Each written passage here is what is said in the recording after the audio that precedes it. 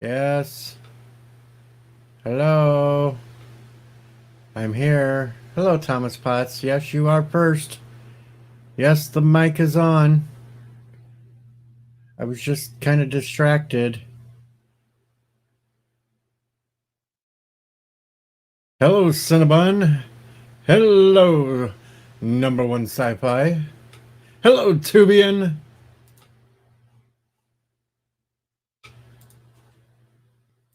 I'm not other people. I do remember the microphone. I was just kind of messaging somebody on Facebook.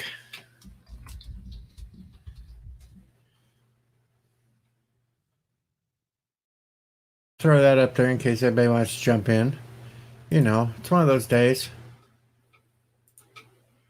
And yes, we are in for a wild, crazy ride with all the shit going on.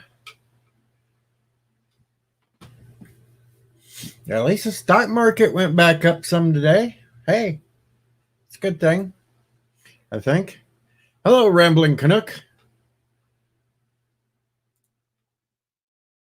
Number one sci-fi is in the building. They're laying in the window together. You see them? Hello, Supreme Heretic. Hello, Biden Touch.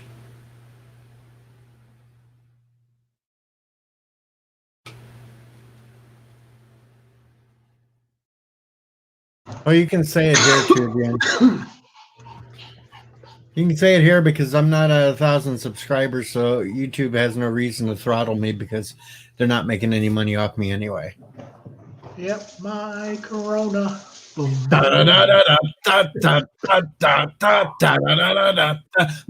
Corona. Oh, never mind. See, you should have started me on that one. Now I'm going to be tracking down Aberjam and see if he can do a My Corona video. Well, what was the one that Weird Al did to that song? Hey guys. Well, Weird Al did My Bologna, so. Oh, My Bologna. That's right. My Bologna. Yeah. I have no idea. I haven't heard anything from Bert since this morning, so I don't know what he's doing. My Corona. Bum, bum, bum, bum. I mean, it is catchy, right? Yeah. Well, Sci-Fi Nation. In more ways than one. Sci-Fi Nation, I can lean back in my recliner and I can do recliner life. Yeah. Or bunny life. Well, that's Cinnabon bunny, I guess. Yeah, right? Cinnabon would do the bunny life. I could do the air. I'll lean back. I'll turn the camera on. Here we go. Recliner life. Yeah. I like your Godzilla on the shelf behind you there. I know. I was actually earlier today. I was looking through some eBays. That Godzilla back there, most of them's been running for like $200 and $300. Really? Even out of the box or whatever? Yeah. Wow. And the Rodan. I used to have the Rodan. That's the one that sticks out its tongue with the fire, right? Yep. And the Rodan that used to come with it, I had that as a kid too, but it was like fragile and it got busted up. But a lot of them on eBay are running like $1,700. Yeah. How about the Ghostbusters glass right by him? Oh, that one's just brand new, so it wouldn't be worth nothing. I paid $5 for that. Oh, okay. Oh, how about your shirt on the rack behind you there? The shirt up there, I got that at that Fab Four concert I went to back in February. It's not actually a Beatles shirt, it's the tribute band Fab Four. Oh, okay. Yeah, that's cool looking. Happy Friday evening. Happy Friday the 13th, man. What's going on, guys? Not much. I figured I'd do another little stream here because nobody was on. I figured people were bored. Yeah, I was waiting for Bird, but he's still working on his video, so. Yeah. Hello, not Ryan Johnson. If you're bored, all those schools shut down in Florida today, and they will be shut down. Shut down all the schools here in town here. They Yeah. yeah, That's going to happen here in Minnesota, I think, too. I mean, Yeah, the they'll- panic's just starting to hit here now because Hello, all the Drew. toilet paper's gone at the Cub Foods I was just at.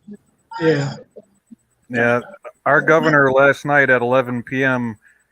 Well, our spring break was supposed to be from March 30th, and they went back on April 6th. Well, she gave them an extra 2 weeks off, so they're off from now and then they go back on April 6th. So, yay! For now. Yeah, for now, but yeah. Yeah. I mean, Yeah. I think we're going to look back on this and it's just going to be extremely blown out of proportion. I'm gonna laugh definitely. just as hard as these idiots as I did at the ones that were panicking over Y2K. Well, Yep. in Well- a sense, it's a little bit different this time around, but I mean, still, it's way too much panic on the. The only way you're going to get sick off this is if you have a habit of using too much hand sanitizer. If you don't have an immune system built up, Hold then on. you're fucked. Hold on, Right. hold on. Aberjam is in the building. Aberjam, we just came up with a new idea for you. A parody of My Sharona, except it's My Corona. We just Well, here in throwing that out. Ohio, here in Ohio, they pretty much they canceled everything, and there's no gatherings of over 100 people allowed in the state. So that's what Governor DeWine said yesterday. So we're pretty much on lockdown here, essentially. See, I'm gonna be honest. To be honest, I'm still not worried about getting sick. It's the problems that with everything shutting down, it's gonna cause major problems and ripples throughout the economy. That we're just gonna have a major supply shock at the end of this. That's gonna cause a lot of problems. Not only that, but all those parents that depended on their kids going to school, they can't afford babysitters, so they got to stay home from work. And there goes that. So Well, see, that's what I want to get into. Like, I wanted to actually do a video or a stream about that because, I almost wonder if it wasn't a purposeful thing to tank the fucking economy. Yeah, no, I doubt it. Yep. doubt Conspiracy it was- theory well- number 20. if anything, it's just a convenient way for them to prevent people from gathering in large groups to protest shit.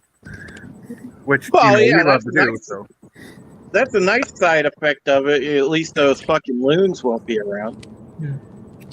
Aberjam, don't forget about the I Dax Myself song, too.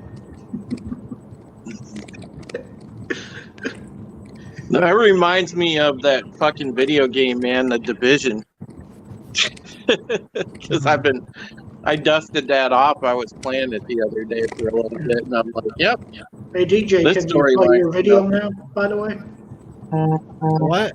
Can you play your video now? Well, it's been able to play Or whatever? and everything else. It's just there's certain countries that it's not being allowed to play in yet until I get the bullshit copyright crap settled. yeah, you need to fight that one, bud. That's some bullshit. Yeah. Oh wow! I just got notice too that the county courthouse here Okay, canceled Aberjam. That's okay. Yeah, Yeah, until it's May. probably a pretty hard song to come up with, the Dax song. So this is what just happened to me, guys. I went to the grocery store here because we needed some food and stuff to do the normal grocery shopping. Well, I didn't even break $60. I couldn't get anything. I had to literally buy breakfast sausage, and we're gonna have to get by next week on eating like breakfast sausage for supper because they were out of meat, they were out of water, they were out of toilet paper, they were out of cleaning products, they were out of laundry detergent, How about they were white? out. They were out of just about every fucking thing under the sun, and I was, and I told my mom when I got back home, I said, "Sorry, Ma, there wasn't anything there," and this sucks right now, and I expect that at least stuff with the stores will probably stabilize by midweek next week, but Jesus, man, it's crazy. F the toilet paper. Get Bounty, the quicker picker upper. Dude, I'm about down to Bounty at the moment. Hey, you just rip it in half. You make a little smaller squares out of it. It'll flush just fine. And You know what? Baby wipes. Yeah, that's a good thing, dude. It's a good idea. So look at Sci-Fi Nation, Jay. You're always Johnny on the spot. That's why I like you. I'm just me, man. So how you I been, think- buddy? Oh, I'm good. I was just wondering when we're gonna have that Picard discussion that you're so eager to have. You know what's funny, Jay? I watched episode 8, right? And the thing was is like, I mean, for fuck's sake, to me, they really kind of screwed the Borg up more that episode than I think anything. And I know some people, like some fans, bitch that Voyager fucked the Borg up, but man, this show didn't do the Borg any favors either. I kind of like what they did with 7 there. I mean, Well, yeah, Like- I mean, automatic, like built-in. It was a queen's chamber, so to me it made sense. well, yeah, Aberjam's got a solution to the TP problem too. Uh-oh. Or you could do like they used to do, Sears catalogs and dried out corn cobs. oh God. I'm sure DJ's got plenty of those laying around the farm. Yeah, I kind of miss the old days of the good old Sears wish book when we were kids.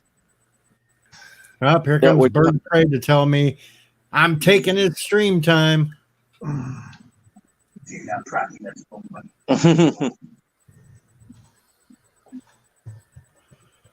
Matter, Bird, did you fly the coop? He come in and he automatically muted. Sorry, I was getting everything set up. Hey, Hello, BOP, Hello, how everybody. you holding up? Hello, You all right? Bird. Are you all right, all's buddy? good. All's good here.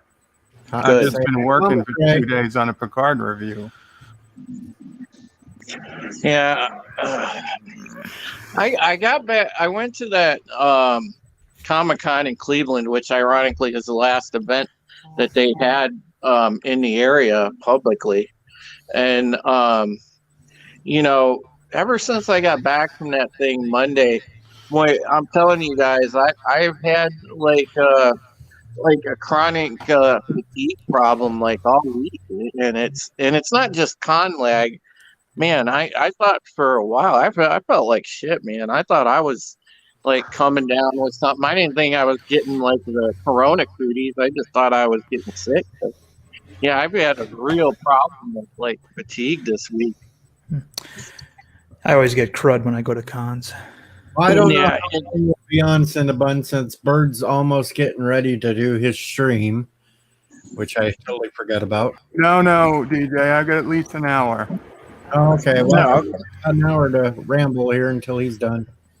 And Yeah. you did say, Bird, that's going to be on your Bird of Prey 5X channel, right? Yes. Okay. The X-rated stream. Oh, hey, Bird, check your Discord when you can. I will. I just got 3 things going right now. I'll check in a minute. So everybody can sit there and holler at me now for screwing up the one thing in the video I did this morning. Oh, wait, What'd you do? I got one. Forgetting Deep Space Nine.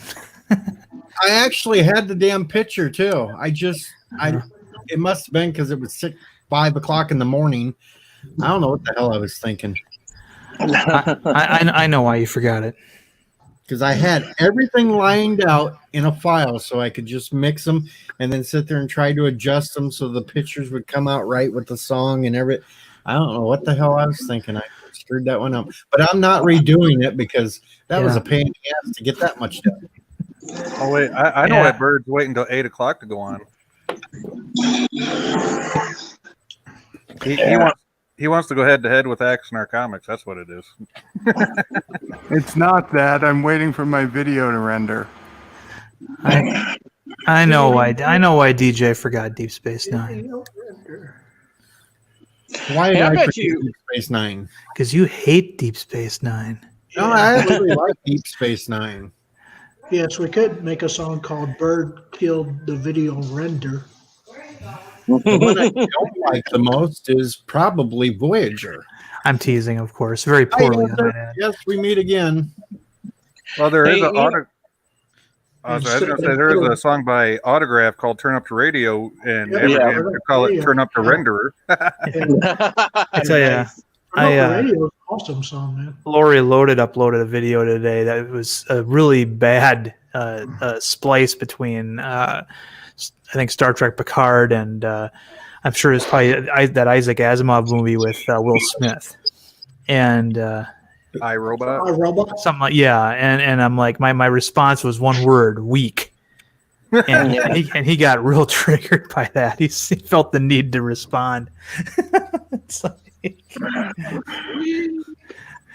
I bet you with all the shit that's going on with the stores this weekend, there's gonna be a lot of people fucking going out to eat. I bet. No, because But- everybody's supposed to avoid those Yeah. places. yeah, you're supposed to be in bunker mode. So that means Yeah, it's a good but time to go to the restaurants. But I bet you a ton of people are gonna go out because they wasn't able to get shit, fucking make supper and whatnot. Ralph wants deculture everyone. And Joseph thinks I'm evil because I have taste. I like culture. It's in sour cream. It's cultured. Man, the puns are going now. In fact, I think DJ belongs to Culture Club, if I'm not mistaken. Come, chameleon. They come and go. Oh, never Yeah, mind. Hey, Darren, Don't sing it too good, you get another copyright claim. didn't you used to pal around with Boy George? No, I never palled around with Boy George. Hello, Mr. Londell's Groovy Movies. hey, CBS killed the Enterprise lore. CBS killed the Enterprise lore. That's pretty good, Amberjam. I expect a very good parody like the one you guys put out this morning. hey, Darren, What? you've heard the Flat Earth song, right? I'm sure I probably have, number one, sci-fi. What is it? Oh, you want the lyrics to it, huh? Oh, go ahead. Why not? Oh, actually, Aberjam sent me that song a few weeks ago. I just Here we go. find You ready? I'm trying to put a video together for it. Or I'll put in the link. I'll put in the link to the words to this Flat Earth song. Okay, it's by Rucka Ali. Okay. Sure. Okay. Hold on. I'd like to do my own version of that Aberjam song from today myself, but I'm not going to do that. Hey DJ, when I do that when I do that stream about TOS Galactica versus the Ron Moore Galactica, so are you gonna? Okay. I don't have a wrench, so I can't post it. Dang. How about private chat in Yeah, I'll put it in the Streamlabs there? Yeah, I'll put Yes, it in the true. private chat. I heard part of that, and then I didn't catch the last part. No, I said when I do that stream about have that little debate Okay, about there you TOS Galactica Okay, it's in versus the- It's in the private chat there. yeah Oh, he split. There he T- goes T- talking over again. Darren Yeah, just when split the Flat Earth. My bad. All when I right. do the when I do that stream about TOS Galactica versus Ron Moore Galactica, are you going to come on and defend TOS? Hell yes, I will. All right. I'll even defend Galactica 80. Oh God, dude! If you're that's gonna be wow. Okay. You're going to defend Galactica 80? Well, I'll do my best. I can only defend 3 episodes, but there's 3 episodes I could actually defend of that season. What, the flying motorcycles? No, I can defend the very last episode with Starbuck, and I can defend the two-parter with the Cylons and Wolfman Jack. Oh yeah, I remember Wolfman Jack. Hey, Well, yeah, because it had fucking Wolfman Jack in it. yeah, number That's one. right. I can defend those 3 episodes. Hey, it's I a hope Wolfman. to. It's a No, Wolfman. I hope when you do the end of the run Boxy Roundup Yeah. episode, I hope you at least have me and Eldega up, since we are the ones coming up with the majority of all these Boxy theories. Oh, Right. oh, dude, you, of course, absolutely. That has to happen. Number one, sci-fi. If you're gonna send Yes. me a link, make sure it's like of an actual song. I mean, I don't even know what the song that the original song this is supposed to be parodying from is. Just a bunch of lyrics on a page. Come on, man. Okay, well, you said you wanted the lyrics. I can send you the video too. But that's what I was expecting. I said, go Oh, ahead and send okay. it to me. Okay, Beard Let me is post that. here. My Pie. bad. Pie is good. okay. I'm We all posting like it. pie. Hold on. You know, you got to use Bird or Prey 5 rules. If you're going to send somebody a song, it's got to be the karaoke There. version where There it's you got the go. words with the song. There you go, Darren. I put it in the link. Or the private chat anyway. Yeah. Oh man, I just thought of a fucking funny idea for bounding into comics article. If my boss will let me write it, it'd be like do a fucking top 10 virus related games to play during the coronavirus. They'll put the Division and the Division 2, and then the Resident Evil games, since the Resident Evil has the T virus. Yeah, I was going to say that was the Umbrella Corp, wasn't it? Mm-hmm. Yeah. You know, as shitty as those movies are, Jay, I like those fucking movies because, They're, you know, they're corny, but yeah, they're good. I like, well, you know, it doesn't hurt to be looking at Mila Jovovich either. Well, no, that never hurts. I mean, dude, she's built like a brick shithouse. Oh, she was in Underworld too, wasn't she? No, she was in a movie called Ultraviolet. Ultraviolet. Who was in Underworld then? The one that wore that? Oh, that Like was fucking Kate Beckinsale, dude. Oh, Yeah, she's Yeah, she's awesome in those movies. yeah. You wanna talk about a well put together woman? Holy shit! Especially in that movie. I Oh, just good God, know dude. Yeah. this better be a good stream because he stopped listening to Tom Petty for this. Nice. Well, So, you've had like 40 years to listen to Tom Petty. I mean, I'm sure you can stop once in a while for DJ. Here, I'll even do a parody song just for Epic Beard of Tom Petty. Well, I'm free balling. Yeah, Yep. that's for when you're not wearing your underwear. Everybody Epic. heard that one. yeah. Hey, Tubian, which sci-fi got doxxed? I didn't do nothing. What'd I do? Yeah, I couldn't post a YouTube link in the chat because I ain't got a wrench. Oh well. I need a couple of more subs before I hand out more. So I did Hey, gain 2 subs at least this morning. hey, DJ, are you? Have you ever seen any of the fucking old Bonanza with Lauren Green in it? Oh yeah, I am that old. I did see some of it. Boomer. I'm not a boomer. I'm Gen X. Yeah. Hey, I've seen Fucking it French too. Newfie. I'm Gen X. Oh, that's okay, Tubian. Everyone calls me Jay. I don't mind that. I mean, Yeah, that video is stupid. Numbers one sci-fi. Thanks for sharing. I'm now about 4 decibels dumber from having seen that. Yeah. I mean, I didn't say it was a great song. I'm just saying if you ever seen it. No. 4 decibels dumber or 4 neurons dumber? Well, we used to use decibels for that expression, but Oh, okay. This is the first I heard it, but yeah, okay. yeah. Hey, speaking of classic sci-fi shit, what do you guys think of that movie when we were kids? The Black Hole that Disney had, because they had a good fucking cast in that movie. Yeah. So I remember. You mean I when like- Disney did stuff right? Yeah, I like the Yeah, robots. I thought the robots were really well done in that. Well, they had Robert Forster and Ernest Borgnine was in that. The Fucking guy that that just was died. in Psycho was in That guy that. that Yeah. just died was in it, too. Multi-gunman, you are not being ignored. Oh yeah, Ernest Borgnine. He was a real pussy magnet. I tell you what, that guy, when he walked into the bar, all the guys just decided to leave. Dude, Try to- that was try- Ernest Borgnine was awesome, man. That was Dom from Airwolf. Fuck yeah.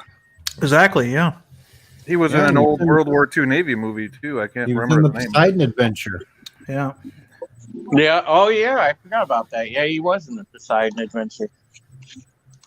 Escape from New York. He was Cabby. Oh shit, yeah, you're right. Yeah. Okay, I posted another link to a different Flat Earth song there, Darren. Oh, I'm not looking at any more of your songs. We're not doing flat Earth stuff here. Jeez, this is kind of the chill stream. Let's not pick on everybody unless it's AT. Yes, all of us the other flat- guys got a flat band Earth. together. Okay, So so Flat Earthers are fun to screw with, man. Yeah, but I'm trying to keep everybody together. Let's not fight. Gotta fuck with somebody. It's fun. No, that's why we fuck with Anti-Trucker. That's why we came up this morning with the ideas that since he's using that stupid robot voice to read all his super chats, we're going to put in the most weird ass super chats to make him quit. I support DJ. no, I uploaded. I sent to Anti-Trekker the next Star Trek submarine video, and I did make a kind of interesting mistake right in the beginning. I attributed a quote to Scott Glenn instead of John Glenn, the astronaut. Because I get those two mixed up all the time. Scott Glenn's, of course, an actor who was in The Right Stuff and Hunt for October and stuff like that. Yeah. And of course, John Glenn was the guy who I was actually quoting. So they had to kind of make a little blurb in there about it.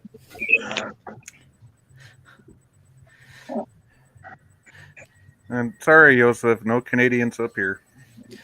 Bob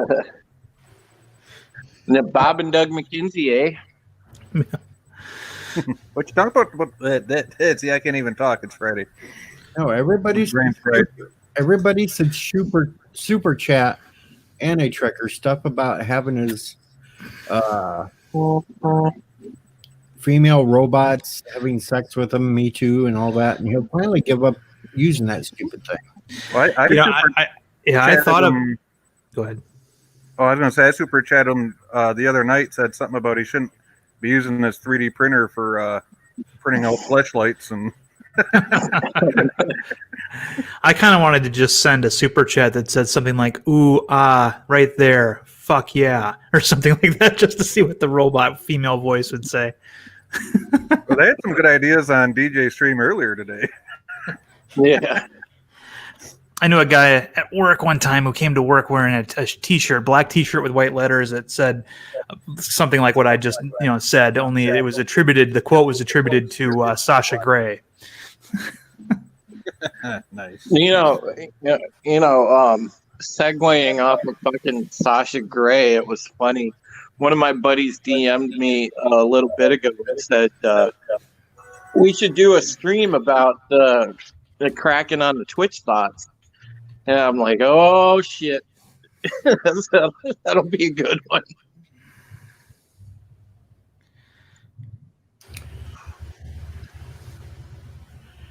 And then we still have the Wesley Crusher as Jim Hoovian.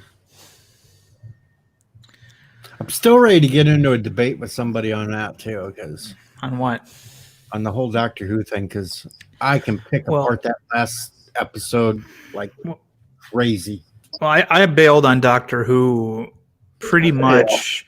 I mean, I stuck through it until I saw Matt Smith's departure, but I was not enjoying it for the last 2 years or so. Basically, the last episode I liked was A Good Man Goes to War. After that, the whole show just kind of degraded. I mean, Moffat was making the 11th Doctor very unlikable with all the, rule number one, the Doctor lies kind of thing. I mean, he was just, he was very almost carelessly mean to Clara all the time. And I wanted to like Clara, but she became another one of these. They did this thing after Rose Tyler, where almost all of his companions, with the exception of possibly Martha Jones, became something superhuman in the end. And it's like, okay, and they did it with Bill. They did it with Clara, of course, and being the impossible girl, and the Dr. Donna was another one. Yeah, I pretty much quit watching that after the Tennant run. I checked out after the Tennant run. I was like, okay, I'm done. Well, two things kept me watching it after the Tennant run, and that was that I thought that Matt Smith was instantly likable and acceptable as the new Doctor. He was, the 11th Hour is one of the best debut episodes for any Doctor we've had since the revival. But the other thing was the production value had changed. The BBC was obviously getting a lot more American money through BBC America for it being a hit show in the United States, and it showed, because that's when the show went to full HD. That's when you started having really good special effects in it, and so I was tuning in for that too, because I liked the style of the effects and stuff, in addition to Matt Smith. But yeah, eventually the writing became so sour, and then it was so obvious what they were leading to. I mean, you can trace the idea that Time Lords are transgender all the way back to Matt Smith's very first moments as the Doctor, where he thought he might be a girl when he felt his hair. Then he checked his Adam's apple and he knew he was a man. What's up, Sith Lord? Hey, Drew, the vibrator's going off on your phone. Yeah. Well, he isn't typing to look up stuff at the moment.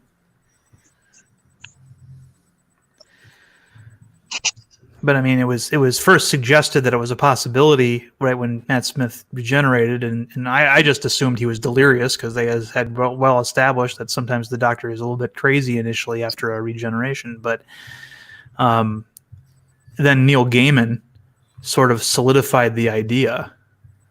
A little bit crazy.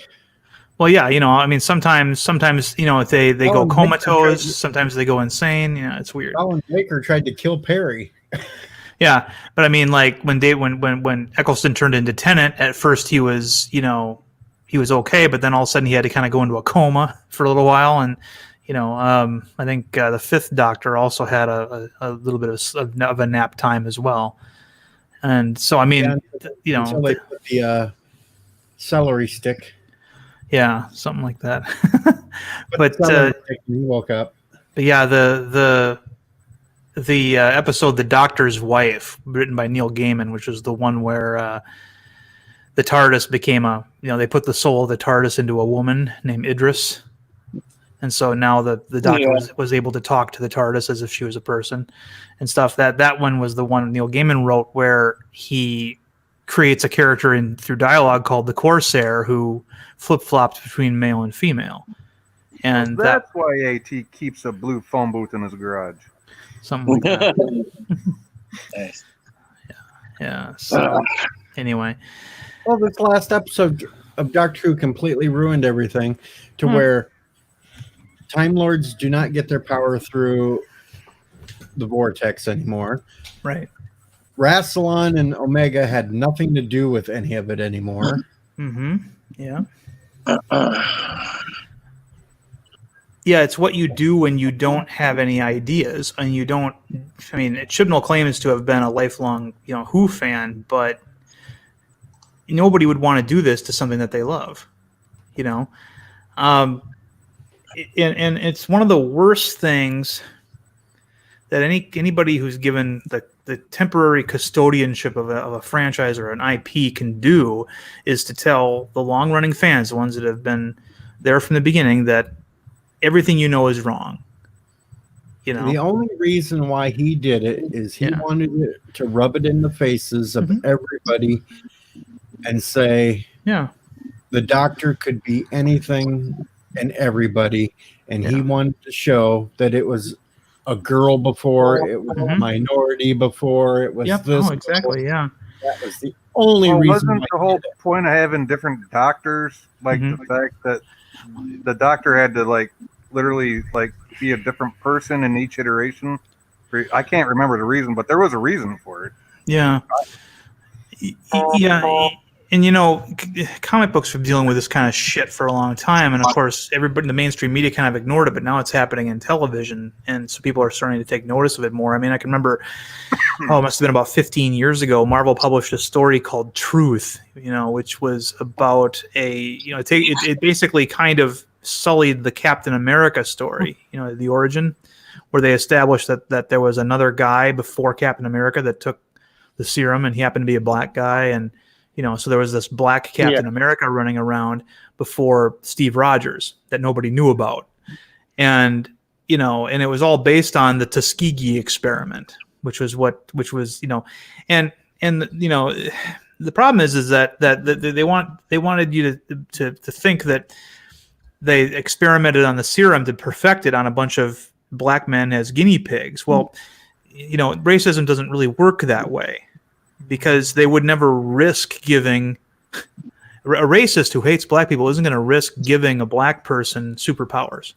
They just aren't. There was a black Green Lantern for a while too in a comic. Well, that was different. That was different. That was the John Stewart Green Lantern. I mean, there are you know 3,600 different Green Lanterns, literally, and several of them have been human over the years. So I mean, that character was introduced in the 70s, and he didn't replace. Well, they didn't retcon Hal Jordan or even the Alan Scott version from the 30s. That was just a new Green Lantern who happened to be black, and that was fine. You know, that was I actually like that character quite a bit. But you know, this idea that Steve Rogers really wasn't risking anything when he took the potion, because a bunch of, you know, that this other guy took the risk for him, or these other guys who died took the risk for him. It corrupted the story. And well, I don't. Yeah. Go ahead. Yeah. See, my issue is like, you know, and a lot of people are starting to notice about, you know, just the writing for television and movies in general, and especially with major franchises. It's like there's a lot of shortcuts being taken, a lot of lazy writing tropes being used, a lot of, you know, retconning for the sake of bowing to the social justice narrative, and people are sick of it. Yeah, Okay, You know. Okay, you saw that. You guys saw that Prime Minister Justin Trudeau of Canada has put himself in isolation because his wife tested positive for the virus, right? Yeah. How old is he? Justin? 40s. What? Yeah. Well, just get it and get it over with. But You look know? at it this way. Okay. If the doctor is the one that they use to create Time Lords for their regeneration abilities, then why would anyone on Gallifrey let the doctor go off into time and space by him or herself, where at any point a race that they are against could get a hold of him and create their own races?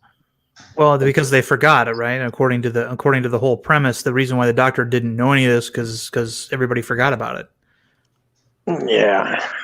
Which is hard, you know. It's hard to swallow too. I mean, It's totally hard to swallow, especially since Master figured it all out just by snooping around some archives.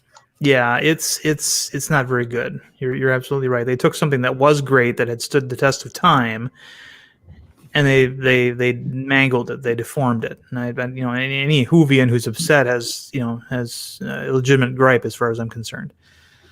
Well, yeah, and it goes back to, like I said, the writers now have their priorities asked backwards, and they need to get some people that, number one, actually know the franchises and can, write coherently. I mean, there's no need to go in and deconstruct and retcon so much in a lot of these things, in a lot of these cases, because you've got plenty of source material to draw from. And I look at at the movie writing. You want to talk about just a stark contrast. I mean, just what's happened since Disney has acquired Star Wars. And I know you guys aren't the biggest Star Wars guys, but I mean, it's glaring there. Mm-hmm. You can see the differences in the writing and, such hollow scripts. Well, I'll tell you what I saw that coming even when Lucas came back and did his prequel trilogy. He retconned a lot of the stuff. I mean, the whole premise of the midi-chlorians was when I saw that movie, and I'm in the movie theater, I'm like, huh? Because it was always portrayed as some sort of magic, thing, and they've got this whole scientific explanation for it with microorganisms in your body and stuff like that. I'm like, you just took all the magic out of that, dude. Yeah, and I guarantee you that the Disney people saw that and said, look, they like it when we do that, when they do that kind of shit. So let's go ahead and really give them, that was episode 1, wasn't it? Yeah. When they started talking about his, go ahead. They really got into it when Anakin and Palpatine were having the conversation there in that one theater area or whatever, and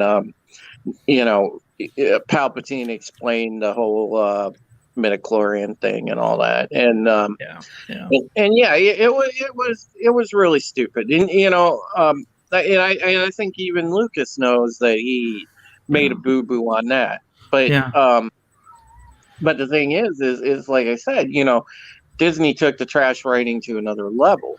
Right. But and it also didn't help. Again, with everybody trying to appease the social justice narrative instead of work on story first. I mean, it's fine to, because the reason we like sci-fi in general is because it does a good job of exploring social issues, but it does it, at least the formula that's always worked over the years is it's done it in a smart way that's left it up to the viewer. They show both sides of an issue and let the viewer make up their mind. Well, that changed somewhere down the line with all the identity politics BS, because everybody's just like, well, no, we're going to take one stance and we're going to really, pile it on. I'm not going to say that doesn't exist in it, Drew, but also with the new streaming service model and basically a season cut in half, I mean, there's only so much they can do. I mean, they're, from what I've seen in episode 8, like with Picard, they are attempting to wrap things up. They did open some more questions, but with 2 episodes left, I'm hoping the way they brought that together that it will get somewhat wrapped up. Of course, we're going to have a cliffhanger for season 2. That's guaranteed. You're going to have that no matter what. But I think they are starting to bring the events of the first 8 episodes together so they can have a decent conclusion in the last 2 episodes, which is like a 2-part episode, basically.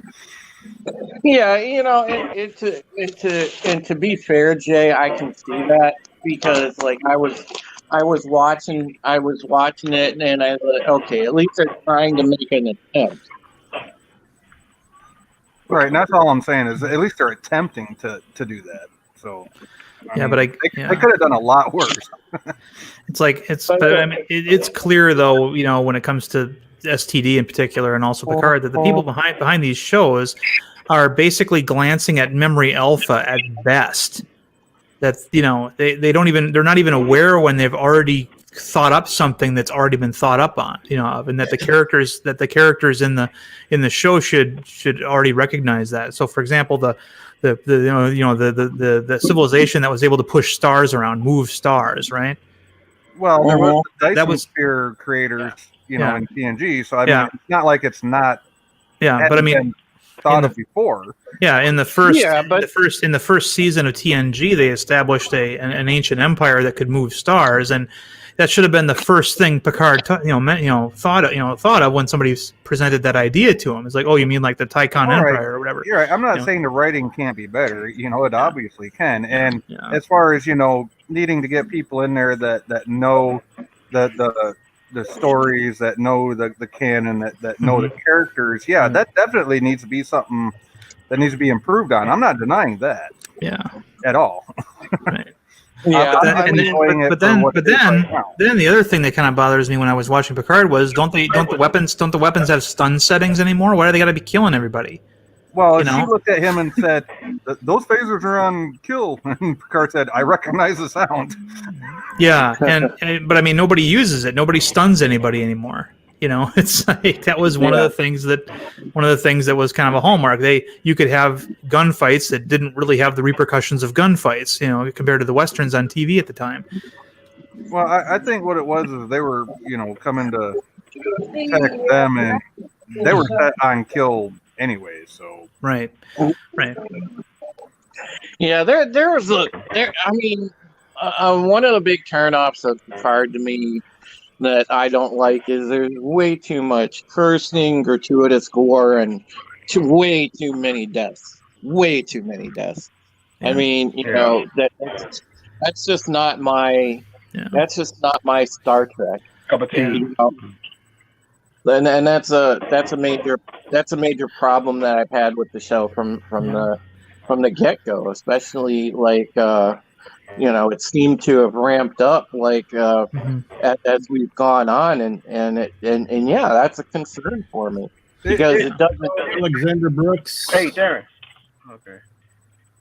Hey, Darren, how's everybody doing? Hey, Darren, we was talking about Black Green Lantern. Yeah, John Stewart. Yeah. Yeah, I know about John Stewart. Yeah.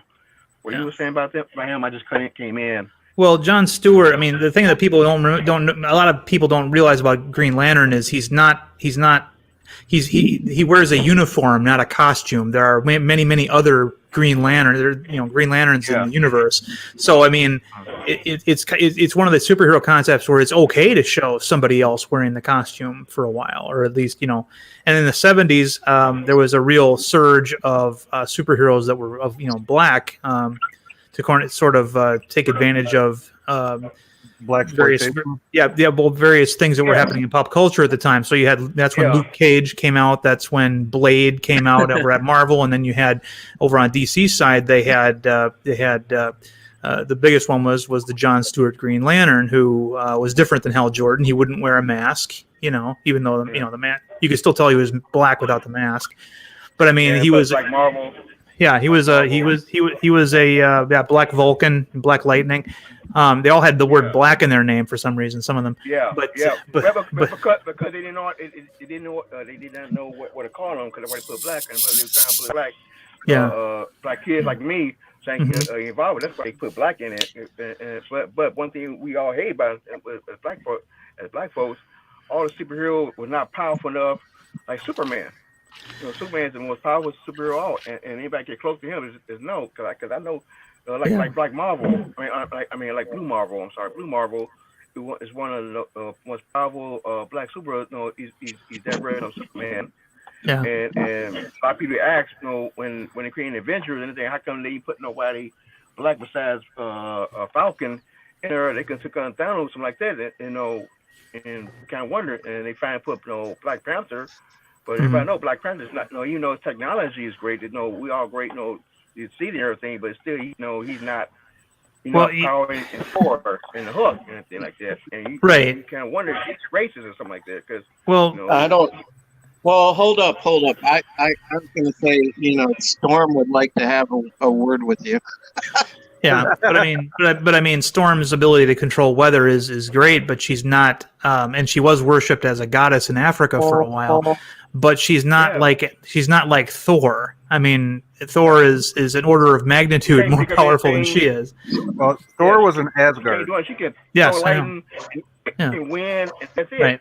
Right, I understand. Yeah, so I mean, for example, Storm is pretty damn powerful, dude. She's right, one of but the probably right, the but top 5 most powerful X-Men that there is. But here's the point. Here's the point. Thor can do everything she can do, but on a magical level, and he can go toe to toe with the Hulk. You know, he's got the physical durability and strength as well. So you know that's where he's coming from. Thor, you know, Storm. I don't know who Blue Marvel is, by the way. I don't know what you're. Oh, Thor is Q. No, he's not Q. I mean, he's not all powerful, but I mean, the original version, Thor had his hammer had all kinds of extra abilities that they don't show in the movie. But right, I know that's why I was messing with you. The movie version is actually toned down pretty well. I mean, because in Marvel Comics, Thor is basically the Superman of Marvel Comics.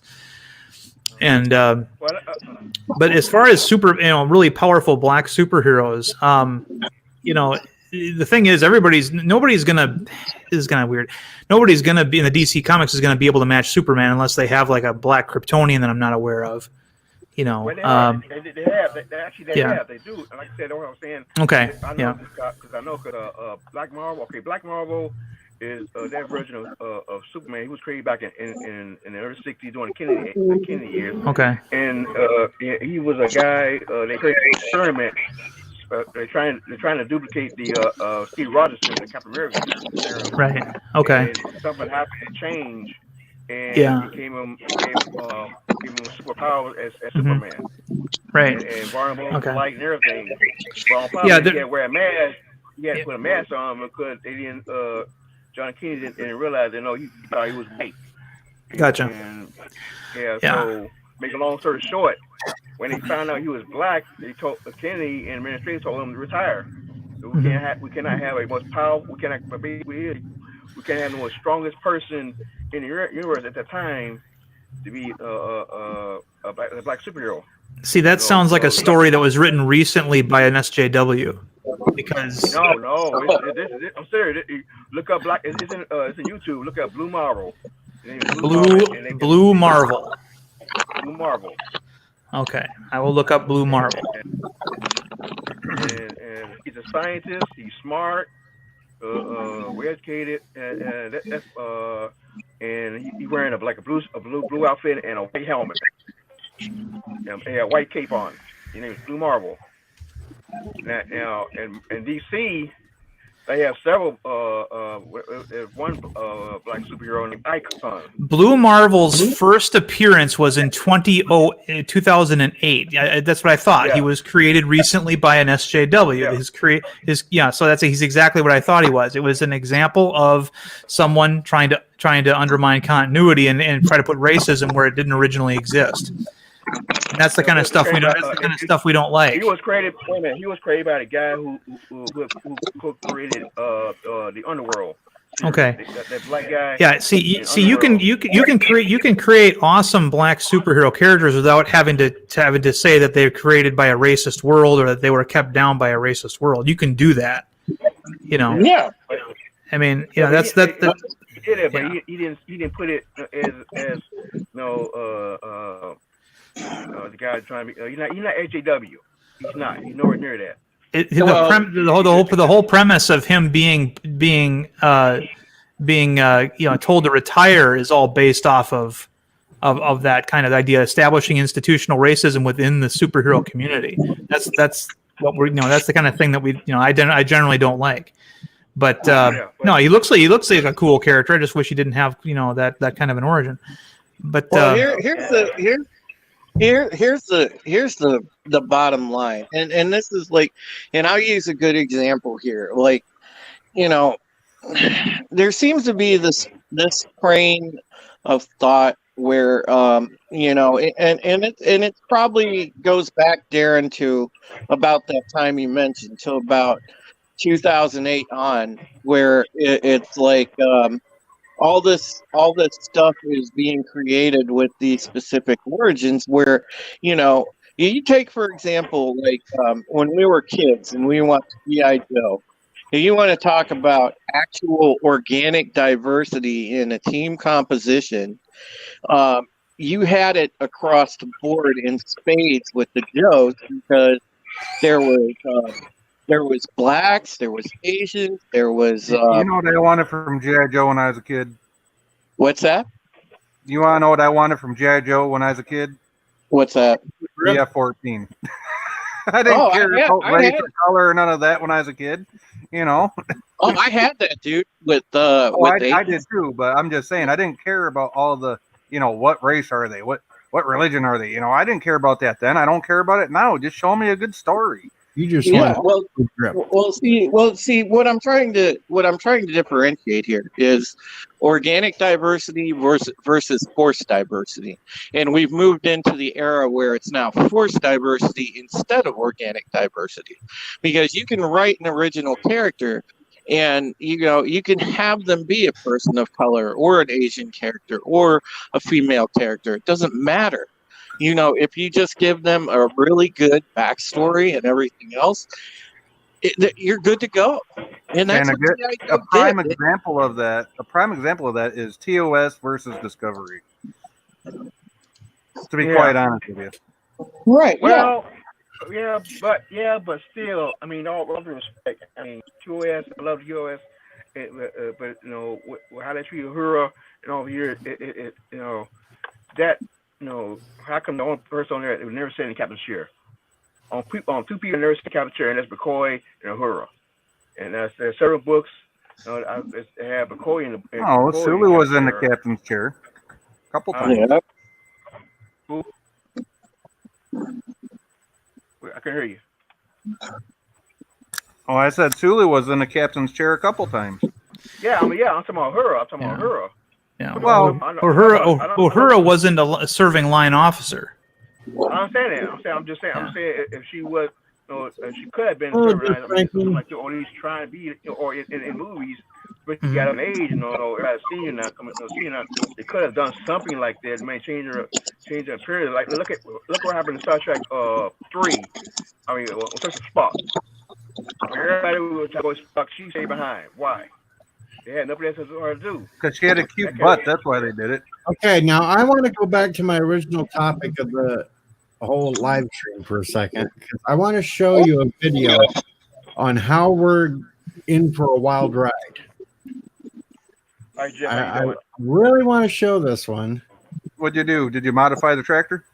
No. I want you to see this nuttiness, this craziness.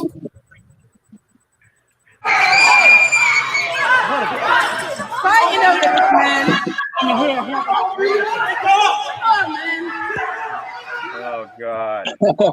That looks like the beer and wine aisle. That's a typical night at a Sam's Club or a Walmart. Yeah. Why are they in the beer and wine aisle anyway? They were bottled water. Jesus! You got tap water. What the hell do you need to buy bottled water for? Come on. In some places, tap water isn't very good. Yeah, my town, you don't want to drink damn tap water. There ain't no way. Well, I can see it if you live in Flint or some other city that has lead pipes, but like where I live, it's fine. So I don't understand, that rush like that. No. That's the nuttiness we're in for the next few weeks, folks. Yeah, but think about this, Jay. There's a lot of people buying that shit up just to fucking resell it to people.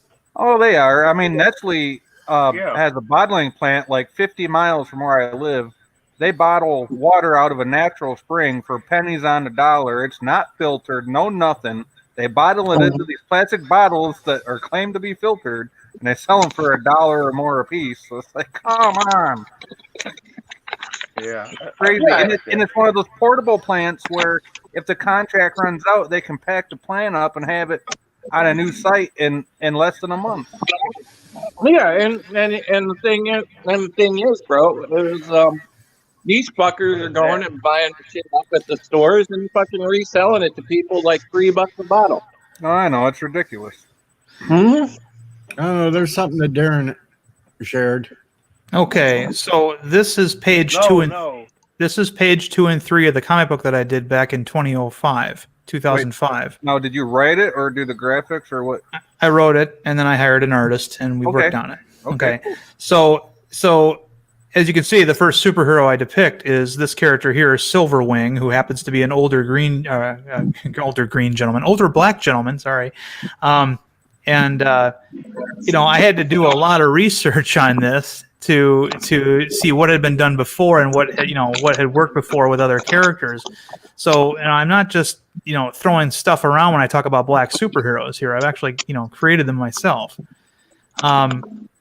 Here, you can go ahead and end the screen share if you want. Just wanted to show that. Okay. And plus, I was saying also as well. Okay, DC has a black hero who's equal to Superman called Icon. Right. Same idea. Yeah, that was actually Milestone Media. That was an imprint that they did back in the '90s with I think Dwayne McDuffie was one of the creators behind that. Yeah. Yeah. Yeah, I mean, I don't have a problem with it. It's just that the problem is that when you have these established superhero universes where the superheroes were all established in the 30s and through the 60s, and then you try to create one and shoehorn it in there and try to come up with a real half-ass excuse for why they're not there. I mean, I like what DC's doing now with the multiple Earths. They got an alternate Earth where the Superman of this other Earth, I think it's Earth O or something, where the Superman of that universe looks like Obama. He's basically black. Yeah, that was stupid. I saw that. I didn't like that he looked like Obama, but I did like the idea of just an idea that the Kryptonians were darker than than Jewish people. Yeah, I'm saying that was stupid because Icon is very similar to Superman on different. The story was that his parents was on a ship. They got hit by an asteroid. Yeah. And they banished the ship. It's the same like Superman. The parents were trying to save their kid, so they put the kid in the shell, and unfortunately the asteroid destroyed it. So the kid flies to Earth like Superman, ends up in a time of slavery. Right. Now he's an alien. He's not black. He's not white. Anything. He's some kind of color. Yeah. And he's like Tuvok. Yeah. The first person you see is a 50-year-old black woman in slave time, and he just changed his color to black. Right. And he raises black slow. He got slow aging, so he doesn't grow real quick, and he lived from the time of slavery all the way time to now. Yeah. And he became a famous lawyer. He didn't want to be a superhero or anything like that until one of his students. Make a long story short, one of his students, they tried to break into his house. He's very rich. Right. And he finally used his power for the first time. Yeah, but the thing is that they didn't have to shoehorn him into any existing universe. He had his own little pocket universe, so to speak, that was adjacent to the DC universe that he could cross over, and to me that's how you do it. They did cross him over. DC bought the comic, and they brought him over, and plus he was in some of the cartoons as well. He brought him over. And they actually fought. He actually fought with Superman, and Superman said he hit harder than Darkseid. So hard he flew to the moon. And Superman also said that when he fought Thor too. It's kind of funny. Hey, it's like he gives them their props. Hey DJ, I gotta bounce, buddy. I gotta get some. Yeah, I know you got to stream. So half hour. No, I don't have to stream. Oh, I thought you were on a stream. No. Oh, you're on Chris Knight's stream tonight. Not that I know of yet. Okay. Well, he just had your picture up. I don't know. I'll look. Maybe. I just see a picture on there. Weekly wrap up, volume 20. I don't know. I'll look on my Twitter after this. I have no idea. Maybe I am. I have no idea. But, I don't know. I just know I got to make some supper, so I will see you. All right. See you later. You take care of yourself. Sci-Fi Nation, take care, Jay. Hey, take care, Drew. We'll talk soon, friend. All right. Darren, good talking with you, buddy. Good talking to you too, Drew. All right. Take care, fellas. Take care. I gotta address Mr. Londell here and the Epic Beard. Actually, I do have a water filter system, even though I live in the city with city water. And Epic grew up not too far from the town where that bottling plant is I was talking about earlier. So. All right. And Mr. Johnson, yeah, they did redo the Earth too. They sure did. Oh yeah, Earth 2. That was actually a science fiction show that only had one season. No, I thought it was a good show too. He's talking It about was the a damn DC. good show. He's I talking got it about on the DC DVD. thing. Yeah. Yeah. But the biggest thing about all this certain thing about these black superheroes, you won't put him on. You will not make no movie unless it's Spawn. I heard. I know trying to make another Spawn movie, but they won't. They're not going to do another movie because they don't think they don't want people to see it. A strong black superhero besides Black Lightning. Well, you know that you look at pro wrestling. Okay, you've got a lot over the years of you know wrestlers of color that have you know have been real popular. You know, and Harlem Heat. Yeah, the Harlem Heat. I mean Booker T is one of my favorites. You know, it's but the thing is, you know, you look at that and then you bring it over to comics, and you know, there's always, you know, not always, but since the 70s, there's been, you know, a lot of superhero, black superhero representation. But the thing is, it's not just enough. It's not enough for there to be representation. You have to have good characters. I mean, the Black Panther character is a great character. He's in his own way a match for, you know, Batman. He's got more money than Bruce Wayne because he's got his own friggin' country, you know, and you know, he's got you know, powers and technology at his disposal. I mean, it's you know, so I mean, there's an option there. I mean, you know, but I agree with you that I would like to see more somehow integrated into the Marvel universe in particular. The Marvel universe has done and made superheroes out of mythological figures like Thor and Hercules. I know there's got to be an African god of lightning and thunder somewhere that they could probably adapt into a superhero that's not African American, but have him actually be African or you know from the legends. I mean, they could have a, you know, They just won't do it. They won't do it because you know, Black Panther was a hit, and now it won't come out 3 years now because they're trying to bring Captain Marvel. Captain Marvel. The movies are different. The movies are taking. Okay, so right now Marvel Comics is in shambles right now because the sales have gone down so far because their stories haven't been good and they've been consistently going downhill for the last 20 years. But because HJW. Yeah, but and the movies only try to borrow the most popular stuff from the comics, and so right now, you know, Marvel hasn't really had a really great character. You know, who happens to be black, come out in a while, other than perhaps this Blue Marvel character. I mean, he does look kind of interesting. I do like the look of the character, but I would tweak something about him. Blade was strong black superhero. It was planted to in movies. Blade was created in the 70s. Right. I was just responding to Mr. Londell there. Oh, okay, gotcha. Yeah. Say that they did say the same thing because a lot of people said it. Because they heard Blue Marvel. How come they don't put Blue Marvel in it? Because they can take on a powerful Thanos like that. And Marvel said, well, we got too many superheroes already. Okay, we got no BS. You know, you got no what's his name, Black Panther. You know, just swap them off. We could I understand Black Panther is the first black superhero, but still someone who is powerful, strong, and can take a hit, and do some good. Black Marvel. I mean Blue Marvel. Yeah, well, Blue Marvel. I never even heard of him until now, and the thing is, a lot of these movies are trying to base their stuff off of the original Marvel creations. I mean, with the exception of Captain Marvel, obviously, she's a relatively recent adaptation to the Miss Marvel character, but you know, they've got a wealth of things they're going to get to beforehand, and they may never get to Blue Marvel. I mean, Blue Marvel is a relatively recent. Yeah. Yeah.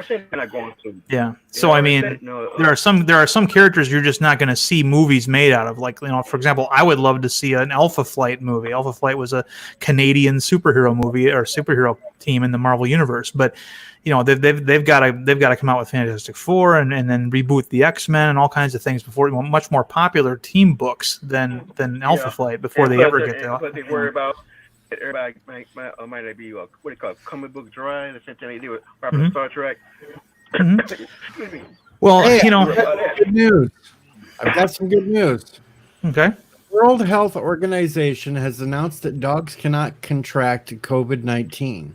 Dogs previously being held in quarantine can now be released. To be clear, who let the dogs out? Never mind. What about cats? Dogs out? Okay. Hey, Mr. Landau, thanks for that comment. Yeah. What about cats? Well, I don't know about cats. I'm just going with the dog angle. Kitty. Well, It made for a funny joke, damn it. Well, yeah. well, that's good. I do have a dog, so my dog won't get my dog won't get sick. So What about goldfish? Are they immune? Goldfish are immune too. They are Okay. because they only have memory spans of 30 seconds. Gotcha. What about dolphins?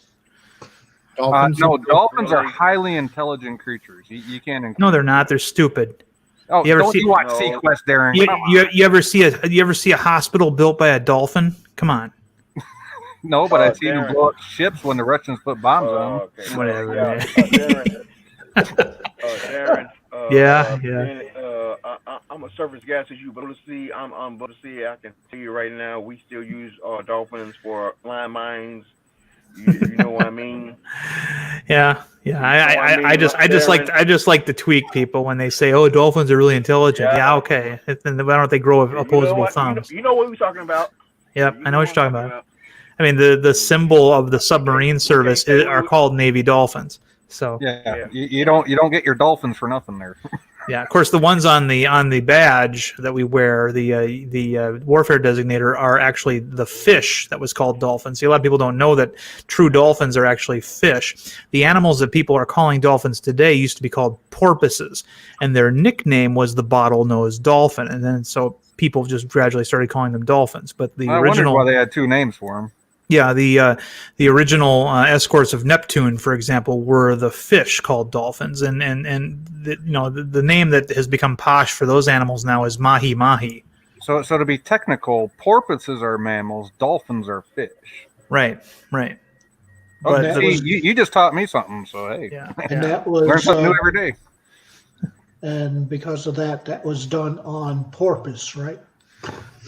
Oh Yes. Somebody's a dad. Somebody here is a dad. So long, and thanks for the fish. Yeah. Give You a man check a every fish, day he eats down for a for day. me. Teach him to fish, and he'll eat for life. So, there So you let's say, so when you see a comic book or any kind of piece of artwork that shows Neptune and he's being escorted or flanked by two bottlenose dolphins or porpoises, the artist doesn't know what they're what that actually was. They were fish. So yeah. And the only reason we know this is, I know this is because the symbol for the submarine force is about 100 years old. And 100 years ago, people knew the difference between a dolphin and a porpoise. Yeah. Yeah. But nowadays they don't, obviously. Yeah. Yeah, they don't. Nope. Because which one has the longer nose? Well, the porpoise it was a nickname bottlenose dolphin. It has the longer nose. The mahi mahi, which is what they call the dolphin, or the dolphin fish now. They call them dolphin fish. Darwin. Yeah, something like that. Sequest. Yeah. Flipper. With that squid. Flipper. with that Hey, I squid like Flipper the way back in the day, man. ship. That stupid squid ship. So I want to know why nobody got inspired by Sequest to invent a universal translator for dolphins. You know, that reminds me of my favorite Far Side cartoon ever. It was Like, this why don't you make one for chimpanzees and apes as well? Right? yeah, that'd be easier. So But they just fling shit at each other. There's this Far Side cartoon. It's 2 panels long. It says that a certain scientist has created a device that translates the language of dogs, and he goes into an alleyway where there's all these dogs barking. You know, bark, bark, bark, bark, bark, bark. He turns on the machine, and the next panel over, all the dogs are saying, "Hey, hey, hey, hey, hey, hey." I thought it was funny. Well, actually, they did. They did experiment with this one dolphin, and they put out and I give you an example. They put all the alphabet underwater, and they told the dolphin to spell his name. Each one, and like trainer, and each trained his name, and he spelled it. And so they did. They do it, but they stopped it back in the 70s, 70s, 80s. Yeah. But they did. Well, yeah. They did train dolphins. Yeah, they even referenced it in Star Trek 4, where what's her face, the cetacean biologist, asked Kirk if she's trying to train the whales to retrieve torpedoes or something. Yeah. Remember that Anybody remember playing Age of Empires? If you played the one faction and you went fishing, every time you caught a fish, it says Darwin. I got a question about Star Trek 4, actually. If Spock could mind meld with a whale and talk to it, why couldn't the damn universal translator figure it out? Well, because the whale probe. Stupid writing. Whale probe. It's and not a plot language. It's not a language. He's directly, it's Click. It's brain to brain, basically. Yeah, from one operating system to another. Don't be so technical, Darren. Jeez. Well, no, I mean, Star Trek 4 is a great example of how far you can take a liberal idea like the whole idea of saving the whales, right? And still have a fun, really entertaining movie out of it without getting too preachy. They only had like one tiny little preachy moment, and that's when they're in the I'll give you that wholeheartedly. Yeah. If you brought that movie out today, oh my God, it would suck so bad. They would spend a half an hour talking about whales getting killed and stuff. And of course, the United States has outlawed whaling for 80 years. But right. And it's not so it's not us; it's other countries doing it, like Japan. We have all these activist groups going out to stop hooking the whales. And when Kirk, when Kirk and his crew went to stop a whaling ship, you could tell. By the way, those whalers weren't speaking English; they weren't Americans. They were Russian, obviously, or from that part of the world. Yeah. And at least they didn't show Japanese whalers, because that would have been racist at the time. Oh, of course it would have. Yeah, I mean, Sulu would have been like, don't kill them. Don't hurt them. They didn't kill any whalers, though. They didn't. My ancestor. They just scared the shit out of them by decloaking right above their whaling ship. And did you notice the ringing of that ship's bell? The ding ding ding ding ding ding. Yeah, I did. I didn't think that was from the whaling ship. To me, it sounded like it was coming from the bird of prey when it decloaked. No, that's a rudder. That's a rudder alarm. Oh, okay. Is that what that always confused me? I'm like, why has the bird of prey got a damn bell on it? Yeah. I was gonna say the same thing there. You hit it. Yeah. But I mean, there's an example of taking. Yes, that movie had a very left leaning, agenda. I mean, when Leonard Nimoy wrote it, he was inspired by the actions of Greenpeace. Oh, it had its conservative elements. I mean, look at the dude just sitting there listening to his own music. Of course, yeah. All the white, all the scared white people looking at him, even though he was white too, so you can't use race. But it was still a conservative thing. Mm-hmm. Damn liberals and their music. Yeah. Well. Double dumbass on you. Double dumbass on you. Oh that was actually a good use of the profanity. Oh yeah, the language was great, and Nice. But if you had, because like I said in the movie, the only time they ever preach at you is just when they show a snippet of the tour at the Cetacean Institute, where they show like footage of a whale getting gutted and stuff like that. and that's it. They show it for maybe 30 seconds, and then they move on with the story. Now, in today's world, if they tried to remake that movie, they'd spend like a 5-minute clip. That would have been a half an hour. They would have mentioned it all the time, and it would have been I don't know if they take up a quarter of the movie. I mean, maybe 5 or 10 minutes, but not. I don't think they take up a whole quarter of the movie. Because even nowadays, movies aren't even 2 hours; they're like 90 minutes. Yeah, but I mean, and even when they did it later too. When Kirk is looking at the whales and he says, it's amazing that when mankind was killing these creatures, they were destroying their own future. And that there was little throwaway lines like that, but it was circumstantially appropriate. It wasn't like they were, going to find every whaling ship in the Pacific and torpedo them or something, or train destructors on them. We've had an important question. Impossible. Yeah. We have an important question. Is Cinnabon Bunny still alive? Well, see, I can't call Cinnabon Bunny Boy because that's your nickname. Yeah, I'm back. I was eating. Okay, there he is. He spoke, Wesley. So yes, he is alive. Okay, I got a question. I got a quiz for everybody. I know Thurn knows the answer. But what's the name of the aircraft carrier was in dock in San Diego Bay? They called it the Enterprise, but it wasn't the Enterprise that they actually showed. No. Yeah. It was the USS Ranger. Ranger. Yep. Yeah. And I met people who saw it when we saw that movie, and we was pissed off that they was pissed off that they couldn't be in the movie. Well, yeah. I miss old sailors. Yeah, but you can't blame them for wanting it to be the Enterprise. I mean, come on. Yeah, they were. I mean, they was. I met this old chief, and he said, "Yeah." But they did do some movie magic though. They did do some movie magic though, because when Chekhov was running across the deck, it said 65 right across the superstructure. Yeah. No, they only used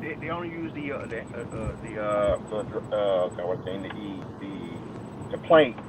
And just they took some pictures of the Big E, but it was the Ranger because both of them Ranger the same size. But if you look on the side in the movie, very close to it, you can see the Ranger. Yeah. Ranger. I wasn't looking that close to detail. I was talking about like in the action scene when Chekhov is running across the flight deck. Yeah. Yeah. And it showed a 6.5 on the superstructure. Yeah. Yeah. Ain't changed anything here, but I know guys who was disappointed. They were so disappointed.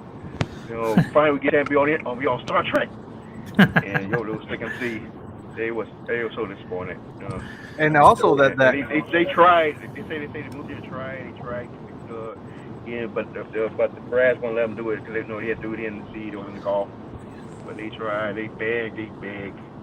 You know a small clip. A small inch, but they wanted being so bad. I was going to say that scene with Chekhov and Uhura when they were talking to that cop about where they keep the nuclear vessels. Yeah, that was a real cop. That was improvised. They basically said, "Hey, go up to the cop and ask them where the nuclear vessels are in Alameda." That's true. That behind the scenes, that's true because the guy came in and they were trying hard after he couldn't find one, so they had a real cop. He was holding traffic. He was holding traffic. And they just walked up on us. They came keep him in about 5 minutes. He said, "Sure," and he just sat there and looked. And that was it. Well, I heard that the the cab driver that yelled at Kirk was also a spontaneously filmed thing that wasn't planned either. That was real. It was real. Yeah. It was not acting. You put the clip on time it, and he came too fast. But it's gonna walk across the street. Where he said dumbass on you. Yeah.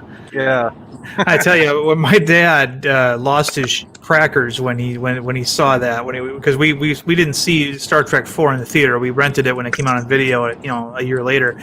And when that guy almost hits Kirk and says, "Hey, why don't you watch where you're going, you dumbass?" And my dad just whatever it was, he just thought that was almost the funniest thing ever. Well, it's still true today. I mean, you get people trying to walk out in front of you. I drive a 98 F-150. Okay, this thing is solid steel. And I get people trying to pull out in front of me with plastic cars, trying to walk out in front of me. It's like, dude, if I hit you, you're dead. I don't care if you're in a car or not. You're done. My dad back in the 80s was the kind of driver who would have yelled at somebody like that. Oh, I You still know, do. so, Yeah, so, you know, it's just, I still do, just because they're idiots. But yeah. that's just And one last thing, we met some sailors who was on the set, and they some of them transferred to Enterprise, and said, look, we was in that movie and y'all was in it, so they really rubbed it in. Yeah, the movie Down Periscope had a Los Angeles class ship that was, I believe, the Toledo. Orlando. But in the movie, they changed it to Orlando. Oh, you're talking the actual stuff. Okay. Yeah. So they were kind of upset about that too. But again, I asked you about the whole candy stand. Yeah, scene that inside. you're at okay. Even if they had a concession stand on a Los Angeles boat, if everybody's at battle stations, nobody is manning the concession stand. That's one of the things that is one of the things that always bothered me about Star Trek was they're at red alert, and yet they showed people casually walking down the hall. You know, and it's like the hallways would be totally clear.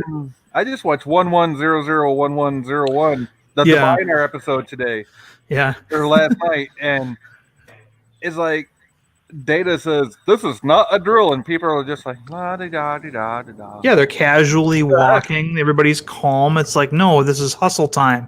By the way, quick trivia question: how many transporter rooms are on the Enterprise D? Well, there's at least 3, I believe. 20, according to that episode. Oh, okay. Yeah, I mean, you got to figure that the cargo bays probably have them. That doesn't include cargo bays. That was just transporter rooms. Well, there was an episode. The episode was called what was it? It was the one where 4 members of the crew were taken over by ghosts on from a penal colony, and they claimed to be members of the crew. And one of them had taken over O'Brien, and of course O'Brien was the transporter guy on the D. And Rowe tried to, when they told him to deactivate all their transporters, Rowe thought that they could use a transporter on one of the shuttlecraft that was in the shuttle bay. And for a site to site? Yeah, for a site to site. And of course O'Brien right away, possessed O'Brien says, I need, I said all of your your transporters, including the ones on the shuttlecraft. And at that point, then Rowe just kind of shrugs, and Riker says, "Oh, that was good thinking. That was a good idea." Yeah.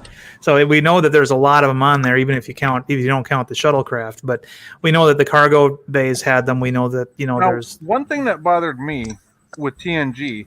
In TOS, we know that Type F shuttlecraft had at least a slow warp capability due to the episode The Menagerie. Yeah. Now, how come there were no warp capable short-range shuttles on the Enterprise D? That always bugged the shit out. There was later, but not initially. And the reason why was budget. Okay. They only see that, but still, you would think. I mean, if you look at their shuttlecraft in the first season, they were actually pods. They were shuttle pods. Oh, that was Enterprise, yeah. Yeah, well, no, on TNG in the first season they had shuttle pods. They didn't have shuttlecraft until that's right. Second season. L-Baz with Times Squared was basically a shuttle pod. Yeah, 5-minute warning, folks. 5-minute warning. 5-minute warning from Birdo Prey 5. Okay, and for example, in the second season, Peak Performance, which of course is my favorite episode of TNG, Sirma Rami, the Zach Dorn master strategist, arrives on the Enterprise via a shuttlecraft. Yeah, what the hell is the name of that species? The Zach Dorn. Zach Dorn, yeah, which we only saw twice.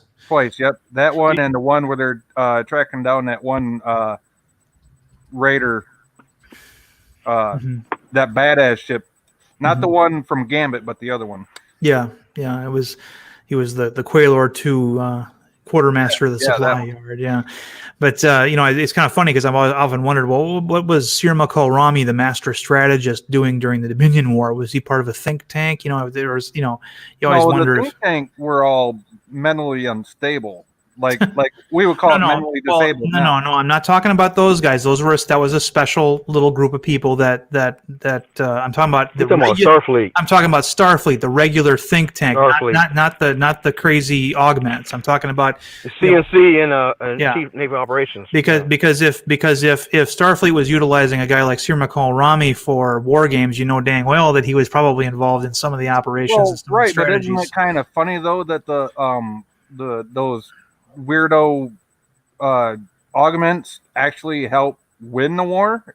They came later in the game, though. That's what I'm saying. The Dominion War was on for at least a year or two beforehand, before those characters were even introduced on Deep Space Nine. So they had to have some people actually strategizing, on the Starfleet side for the Dominion War. Now, so I mean, the augment think tank, and I'm going to call them augments, even though they weren't called that until Enterprise.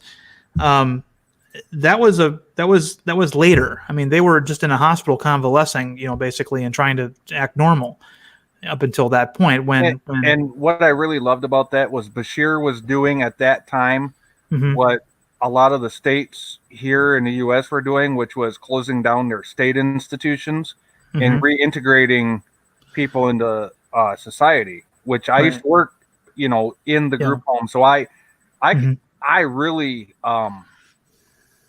like that hit me personally. Like that was those episodes with them hit me on a personal level because I worked with developmentally disabled and mentally handicapped people. So, when they showed that episode, I'm like, fucking rights, man. Yeah. Well, I mean, definitely when it came to Jack was dangerous. On the Dominion War, how many captains had victories in the Dominion War?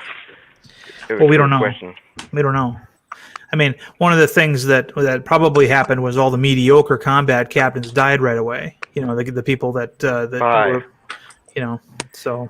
There are 5 captains that actually have victory in the Dominion War. Okay, well, that we know. I mean, you can't win a war with only 5 victories. But, there are 5 captains, and all of them were non-human. Mm-hmm. I'm going to back out, DJ. I know Bird's going on soon, so... Okay, yeah, I'm going to take off, too, for Bird. In just a couple of minutes. Yeah. Y'all have a good night, everybody. I'll see you over on Bird Stream. All right. See you on Bird Stream, guys. Yep.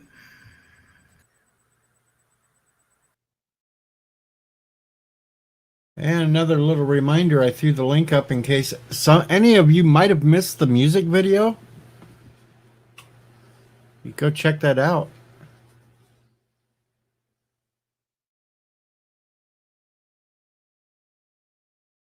But yeah, that's that.